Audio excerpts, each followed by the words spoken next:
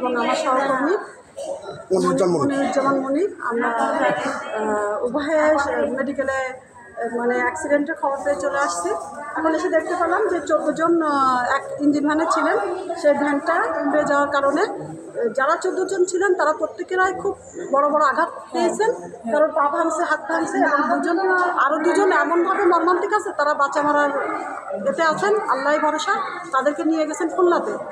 আর এখানে দেখা যাচ্ছে মেডিকেলে আমরা ঘুরছি বা দেখতে পেলাম 1 জন 2 জন 3 জন আছে, আবার ওই একজন আছে না, 4 জন। এখানে 4 জন মাথা চাইতেছে।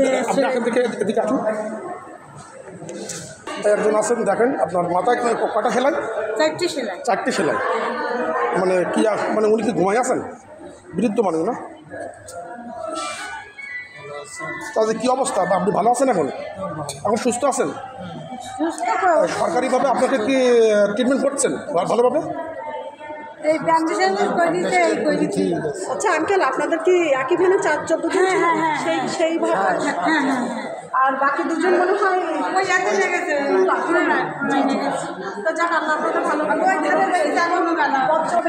আমরা হসপিটালের আরও ভিতরে যাচ্ছি। 14 জন থেকে 2 জন দেখানো হয়েছে। আর এখনো দেখেন একজন আছেন। আপনার নাম? শেখ রামিনা শেখ। আপনার বাসা কোথায়? সব একই জায়গায়। কি ঘটেছিল ওখানে? ঘটনাস্থলে কি ঘটছিল ভাইয়া? সেলুন হবে থেকে গাড়ি কর্নার ঘুরতে যেয়ে পাল্টি গেছে। তাহলে 14 জনই আহত হয়েছে।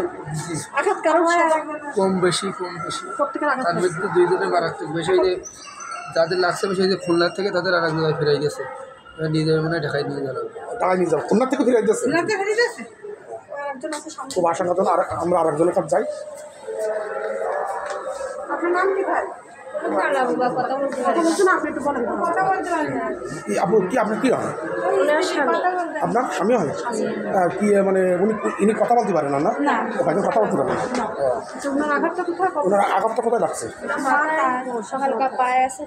এই মাথায়? তাই মানে এনার নাম কি একটু বলে দেবেন? জি জি, শেখ তুইনুজ্জামান মিঠু। ও তুইনুজ্জামান মিঠু। এনার পিতার নাম? শেখ জেহের আলী। বাসা কি মানে ওইখানে? একই জায়গায়। আচ্ছা, তো আপনার এই যে মানে টোটাল কয়েকজন অ্যাক্সিডেন্ট করছে? 14 জন। 14 জনের ভিতরে এখানে মেডিকেল আছেন কয়েকজন? 5 জন। মেডিকেলে কয়জন আছে? 5 জনই তো পেলাম। 5 জন। আচ্ছা, আর খুলনায় আছে 2 জন মেডিকেল? 2 জন। না, খুলনায় 3 জন। তাহলে খুলনায় 3 জন। আর ঢাকায় নিয়ে গেছে কয়জন বললেন? 2 জন। যে ঢাকায় 2 জন। ঢাকায় কত নিয়ে গেছে? 2 জন নিয়ে গেছে।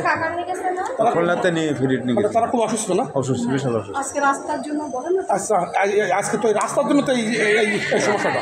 আর রাস্তা যদি আজকে সরকারের কাছে অনুরোধ করছি আমরা যে রাস্তা যদি ইনশাল্লাহ ভালো হয়, তবে আমার মনে হয় এই যে দুর্ঘটনাটা কম হতো। দুর্ঘটনা কাউকে বলে আসে না, কিন্তু তারপরে কম হতো। এটাই তো। জি জি। মানে এখানে কি মারাত্মক অসুস্থ এরাই? একটা ছোট শিশু শুনছি যে অ্যাক্সিডেন্ট করছে, ওর সাথে বাচ্চারা নাই, খুব মানে সেটাই খুব অবস্থা খারাপ ওনার নাকি? সম্বন্ধে আমার রিনা আপু কিছু বলবেন? আমার সহকর্মী বলতে চাচ্ছি, এই দুর্ঘটনা দেখলে যে কোনো স্বাভাবিক কঠিন হৃদয়টাকেও মর্মাহত করবে এবং করে। আমার তো খুব আফসোস লাগছে। আমি রমজান মাসে রোজা থেকে দেখতে আসছি। এগুলো দেখলে এগুলো তো আমাদের ভাই ভগ্গর আত্মীয় স্বজন, ভাবলে তো সবাই আমরা আপনজন। এখন আমি সরকার মহোদয়ের কাছে বা আমার ওখানে যারা স্থানীয় প্রভাবশালী নেতাগোতা ব্যক্তিবর্গ আছেন সবার কাছে অনুরোধ করব, এই রাস্তাঘাটের বিষয়টা যদি সবাই একটু ভালোভাবে দেখাশোনা করেন, কোনো দুর্নীতিমূলক কাজ সাজি না থাকেন, তাহলে অবশ্যই রাস্তাটা ভালো হবে। এবং রাস্তা যদি ভালো হয় তাহলে এই অ্যাক্সিডেন্টগুলো, দুর্ঘটনাগুলো ঘটবে না। আমি সরকার মহোদয় বা আমাদের এই প্রশাসনিক ভাইদের কাছে আমি দাবি জানাচ্ছি যেন এই বিষয়গুলো ওনারা খেয়াল রাখেন। ধন্যবাদ আপনাকে। আসসালামু আলাইকুম।